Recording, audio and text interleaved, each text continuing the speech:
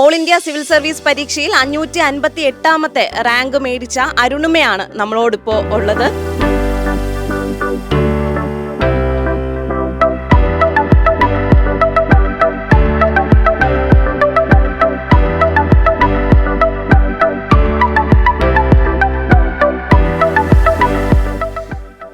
അരുണിമയോട് നമുക്ക് ചോദിക്കാം.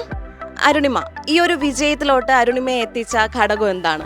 എന്തൊക്കെ ഇൻസ്പിറേഷൻസ് ആണ് സിവിൽ സർവീസ് പരീക്ഷ വിജയത്തിലേക്ക് അരുണിമയെ എത്തിച്ചത്? സിവിൽ സർവീസ് ക്രാക്ക് ചെയ്യുക എന്നുള്ളത് എൻ്റെ കുഞ്ഞിലത്തെ മുതലുള്ള സ്കൂളിൽ പഠിക്കുന്ന ടൈമിലുള്ള ഒരു അംബീഷനായിരുന്നു. അപ്പോൾ ഞാൻ ഗ്രാജുവേഷൻ കഴിഞ്ഞിട്ട് നേരെ ഈ കോച്ചിങ്ങിലേക്ക് വരികയാണ് ചെയ്തിട്ടുണ്ടായിരുന്നത്. അപ്പോൾ എൻ്റെ 3rd അറ്റംപ്റ്റ് ആണ്. അപ്പോൾ 2 അറ്റംപ്റ്റ് ഫെയിലറായിട്ട് ഞാൻ 3ാമത് ഒന്നുകൂടെ എഴുതിയതാണ്. എൻ്റെ കഴിഞ്ഞ അറ്റംപ്റ്റ് എനിക്ക് മെയിൻസ് വരെ പോകാൻ പറ്റി, പക്ഷേ അത് ക്വാളിഫൈ ചെയ്യാൻ പറ്റിയില്ല.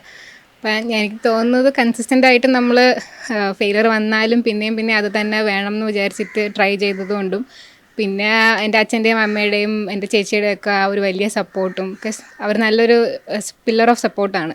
അങ്ങനെ സപ്പോർട്ട് ചെയ്തതും എൻ്റെ മെൻറ്റേഴ്സും ടീച്ചേഴ്സും എൻ്റെ അക്കാഡമി, ഞാൻ ഫോർച്യൂൺ IAS അക്കാഡമിയിലാണ് പഠിച്ചത്. അപ്പം അവിടുത്തെ ഒരു വലിയ എക്കോസിസ്റ്റവും എല്ലാം കൂടെ ചേർന്നു. പിന്നെ അൾട്ടിമേറ്റ്ലി ദൈവത്തിൻ്റെ ആ ഒരു കൃപയും കൂടെ ചേർത്തിട്ട് എൻ്റെ 3ാമത്തെ അറ്റംപ്റ്റിൽ ഞാൻ 3 സ്റ്റേജും കംപ്ലീറ്റ് ചെയ്ത് ഇത്തവണത്തെ എക്സാമിൽ 558ാമത്തെ റാങ്ക് മേടിച്ചു. വീട്ടുകാരും അതുപോലെ ഫ്രണ്ട്സിൻ്റെയൊക്കെ സപ്പോർട്ട് എങ്ങനെയായിരുന്നു? അത് ഞാൻ പറഞ്ഞത്, ഏറ്റവും വലിയ ഒരു പില്ലർ എന്ന് പറയുന്നത് എൻ്റെ അച്ഛനും അമ്മയും ചേച്ചിയുമാണ്. കാരണം ഞാൻ എപ്പോഴും ഭയങ്കര ഡൗട്ട്ഫുള്ളാണ്. ഇത്തവണയും ഇത് ക്രോസ് ചെയ്യുമെന്ന് 2 തവണ പോയതുകൊണ്ട് എനിക്കൊരു പേടി ഉണ്ടായിരുന്നു. അപ്പോൾ എൻ്റെ അച്ഛൻ എപ്പോഴും പറയും നിനക്ക് കിട്ടും. ഞാൻ പറയും എന്തിനാ ഇങ്ങനെ എപ്പോഴും പറയണേ, എനിക്കൊരു പേടിയാണ്. ആ ഒരു പരീക്ഷയുടെ സ്വഭാവം അങ്ങനെയാണ്, നമുക്കങ്ങനെ ഉറപ്പിച്ച് പറയാൻ പറ്റില്ല. അപ്പം അവരെപ്പോഴും പറയും എനിക്ക് കിട്ടും, ഉറപ്പായിട്ടും കിട്ടും എന്ന് പറയും. അതുപോലെ തന്നെ ഈ ജേർണി അത് സ്റ്റാർട്ട് ചെയ്യണമെങ്കിൽ തന്നെ ഇത്തിരി പാടാണ്. ബിക്കോസ് നമുക്ക് ഒരുപാട് ഫൈനാൻഷ്യലിയും കുറച്ച് സപ്പോർട്ട് ചെയ്താലേ പറ്റുള്ളൂ.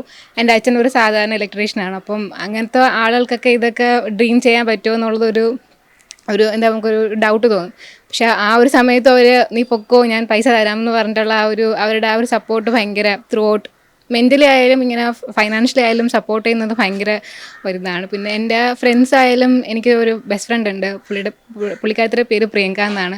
അപ്പോൾ പ്രിയങ്കയും എപ്പോഴും പറയും നിനക്ക് കിട്ടും, ഇത്തവണ എന്തായാലും കിട്ടുമെന്ന് പുള്ളിക്കാരത്ത് എപ്പോഴും പറഞ്ഞുകൊണ്ടിരിക്കുമായിരുന്നു. സോ അതൊരു വലിയൊരു സപ്പോർട്ടാണ് എൻ്റെ കൂടെ ഉള്ള ആളുകൾ എന്ന് പറയുന്നത്. ഇപ്പം നമുക്ക് കിട്ടിയ റാങ്ക് വെച്ച് ഏത് സർവീസിൽ കയറാൻ പറ്റുമെന്നാണ് പ്രതീക്ഷിക്കുന്നത്? എൻ്റെ അംബീഷൻ IAS ആണ്. പക്ഷേ എൻ്റെ ഇപ്പോഴത്തെ റാങ്ക് വെച്ചിട്ട് ഞാൻ എക്സ്പെക്ട് ചെയ്യുന്നത് IRS ആയിരിക്കും, ഇന്ത്യൻ റവന്യൂ സർവീസിൽ പോകും എന്നാണ് തോന്നുന്നത്. ഞാൻ വിചാരിക്കുന്നത് എനിക്ക് അറ്റംപ്റ്റ്സ് ഇനിയും ഉണ്ട്, എനിക്ക് എടുക്കാൻ വേണ്ടിയിട്ടുള്ള ഇനിയും പോകാൻ പറ്റും, അറ്റംപ്റ്റ് എടുക്കാൻ പറ്റും എനിക്ക്. അപ്പം അതിൽ ഞാൻ കുറച്ചുകൂടെ ഇമ്പ്രൂവ് ചെയ്ത് IASലോട്ട് എത്തിക്കാം എന്നാണ് വിചാരിക്കുന്നത്. പക്ഷേ കറൻ്റ്ലി IRS ആയിരിക്കും എന്നാണ് തോന്നുന്നത്. ഒത്തിരി സിവിൽ സർവീസ് ആസ്പിറൻസ് ഉണ്ട്, അപ്പോൾ അവരോട് അരുണിമയ്ക്ക് എന്താ പറയാനുള്ളത്? എനിക്ക് പറയാനുള്ളതെന്ന് വെച്ചാൽ, ഒരു സിവിൽ സർവീസ് എന്നൊരു ഡ്രീം അങ്ങനെ പെട്ടെന്ന് ഒരാൾക്ക് വരില്ല. അത് അത്രയും അവർക്ക് അതിൻ്റെ അടുത്ത് അംബീഷനും സ്നേഹവും അതിന് വേണം എന്നുള്ളൊരു താല്പര്യമുള്ളവർക്ക് മാത്രമേ അതൊരു ഡ്രീമായിട്ടൊക്കെ എടുത്ത് വെക്കാൻ പറ്റുള്ളൂ. അപ്പം അങ്ങനെയുള്ളവരാണെന്നുണ്ടെങ്കിൽ തീർച്ചയായിട്ടും അത് കണ്ടിന്യൂ ചെയ്യണം. ഇപ്പം നോക്കിയാൽ മതി, ക്രോസ് ചെയ്യുന്ന മിക്കവാറും ആളിലൊന്നും ആദ്യത്തെ അറ്റംപ്റ്റിൽ ക്രോസ് ചെയ്യുന്നവരല്ല. അപ്പോൾ അവർ കൺസിസ്റ്റൻ്റ് ആയിട്ട് പിന്നെയും ട്രൈ ചെയ്യുന്നതാണ്. അവർക്ക് എന്ത് മിസ്റ്റേക്കാണ് പറ്റിയതെന്ന് നോക്കിയിട്ട് പിന്നെയും അത് ശരിയാക്കിയിട്ട് തന്നെ മുന്നോട്ട് വരുന്നത്. അപ്പോൾ കൺസിസ്റ്റൻ്റ്ലി അങ്ങനെ തന്നെ മുന്നോട്ട് പോകണം. അതിപ്പോൾ ഫെയിലർ ആയിപ്പോയി, എനിക്കിത് പറ്റത്തില്ല എന്നും പറഞ്ഞ് മാറിയിരിക്കാതെ മുന്നോട്ട് തന്നെ വരണം എന്നാണ് എനിക്ക് പറയാം. അപ്പം ഞാൻ പറയുകയാണെങ്കിൽ ഞാൻ എപ്പോഴും പറയും, അതായത് ഇപ്പോൾ എനിക്ക് പറ്റുമെങ്കിൽ എല്ലാവർക്കും പറ്റും. കാരണം ഞാൻ അത്യാവശ്യം പഠിക്കുന്ന ഒരു കുട്ടിയാണ്. പക്ഷെ എന്നാലും പഠിത്തം അല്ല ഇവിടെ ഈ ഒരു എക്സാമിൻ്റെ നീഡ് അതല്ല. അപ്പം എക്സാം ക്രാക്ക് ചെയ്യണം അത്ര ആഗ്രഹമുള്ള ആർക്കും ഇത് ക്രാക്ക് ചെയ്യാൻ പറ്റും. അപ്പം കൺസിസ്റ്റൻ്റ്ലി അത് വേണം എന്നുള്ള ഒരു ഇതിൽ പോവുക, കിട്ടും എന്നാണ് എനിക്ക് ഇനി വരാൻ പോകുന്ന ആസ്പിറൻസിനോട് പറയാനുള്ളത്. അമ്മയ്ക്ക് മകളുടെ ഈ ഒരു വിജയത്തെ പറ്റി എന്താ പറയാനുള്ളത്? അഭിമാനം ആയിരിക്കും, സന്തോഷമായിരിക്കും, എന്താ അമ്മയ്ക്ക് പറയാനുള്ളത്? അഭിമാനം, സന്തോഷം. പിന്നെ എന്താ പറയുക, അവൾ കൊച്ചിലെ ആഗ്രഹിച്ചതാണ്.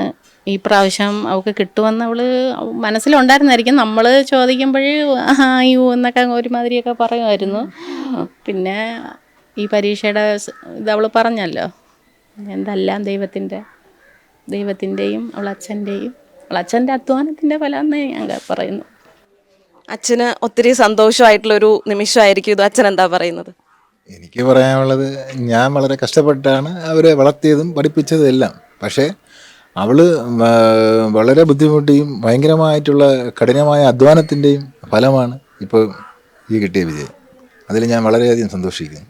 അല്ല ഇപ്രാവശ്യം കിട്ടുമെന്ന് എനിക്ക് പൂർണ്ണമായിട്ടും വിശ്വാസം ഉണ്ടായിരുന്നു. റിസൾട്ട് വരുന്നതിന് അരമണിക്കൂർ മുമ്പ് ഞാൻ എൻ്റെ ഭാര്യയോട് പറഞ്ഞു 99% എൻ്റെ മോൾക്ക് കിട്ടുമെന്ന് പറഞ്ഞു. 1% മാത്രമേ ഉള്ളൂ കിട്ടാത്തത്. പക്ഷെ 99% മനസ്സിൽ വിചാരിച്ചതുപോലെ തന്നെ നടന്നു. അരുണിമയുടെ ചേച്ചിക്ക് എന്താ ഈ വിജയത്തിൽ, അനിയത്തിയുടെ വിജയത്തിൽ പറയാനുള്ളത്? എനിക്ക് ഭയങ്കര പ്രൗഡ് മൊമെൻ്റ് ആണ്. കാരണം ഞാനൊരു BEd ആണ്. അപ്പോൾ എനിക്ക് ഇവൾക്ക് പറയാമെന്ന് വെച്ചാൽ എൻ്റെ കോൺസ്റ്റൻറ്റ് സപ്പോർട്ടാണ്. എന്നോട് കുഞ്ഞിൽ ഞങ്ങൾ ഒരുമിച്ചാണ് പഠിക്കുന്നത്. ഇവിടെ സ്കൂളിൽ UPSലാണ് പഠിച്ചത്, ഗേൾസിലും ഞങ്ങൾ ഒരുമിച്ചാണ് പഠിക്കുന്നത്. അവളുടെ UPS എന്നുള്ള ആഗ്രഹമാണ് IAS എന്ന് പറയുന്നത്. അപ്പം ഇപ്പം വരെ എത്തിയപ്പോൾ എനിക്ക് ഭയങ്കര പ്രൗഡ് മൊമെൻ്റ് ആണ്.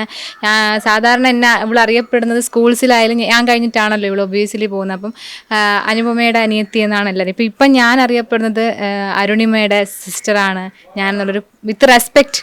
അതെനിക്ക് ഭയങ്കര ഒരു പ്രൗഡ് മൊമെൻ്റ് ആണ്. Very happy. എന്തായാലും GTVയുടെ എല്ലാവിധ ആശംസകളും അരുണിമയ്ക്കും കുടുംബത്തിനും അറിയിക്കുന്നു. ബാലരാമപുരത്തിന് ഏറ്റവും അഭിമാനമുള്ള ഒരു നിമിഷമാണ് ശരിക്കും അരുണിമ സമ്മാനിച്ചത്. ബാലരാമപുരത്തുനിന്നും GTV ന്യൂസിന് വേണ്ടി നീതു.